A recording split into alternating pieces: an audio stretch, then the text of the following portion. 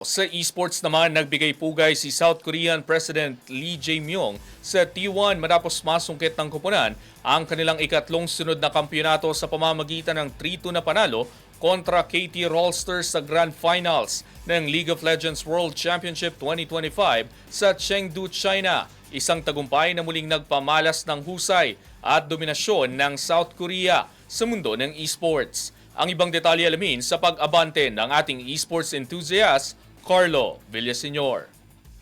Nasungkit na nga ng T1 ang kanilang ikatlong sunod ng kampyonato matapos talunin ng karibal na KT Roster sa score na 3-2 sa Grand Finals ng League of Legends World Championship 2025 sa Chengdu, China. Dahil dito nagbigay ng bati si South Korean President Lee Jae-myung sa kanilang tagumpay at nagpapasalamat sa muling pagdala ng karangalan sa bansa sa pandaidigang entablado ng esports. Ayon sa Pangulo, ipinakita ng T1 ang husay at dedikasyon ng mga manlalarong Koreano na nagpatunay sa patuloy na dominasyon ng South Korea sa larangan ng League of Legends. Ipinangako rin niya ang patuloy na suporta ng pamahalahan sa mga kabataang nais tahakin ng professional na esports upang maabot ang kanilang mga pangarap. Kasabay nito, pinuri rin ni Lee ang KT Roster bilang pinakamalaking sorpresa ng torneo matapos itulak ang laban hanggang sa Game 5. Ang panalo ng T1 ay nagbigay sa kanila ng ika-6 na Worlds title, ang pinakamarami sa kasaysayan ng League of Legends esports scene. Itinanghal naman si Gamayushi bilang Finals MVP at inilarawan ang tagumpay bilang pinakamahalagang sandali ng kanyang karera. Sa panalong ito, muling pinagtibay ng T1 ang reputasyon ng South Korea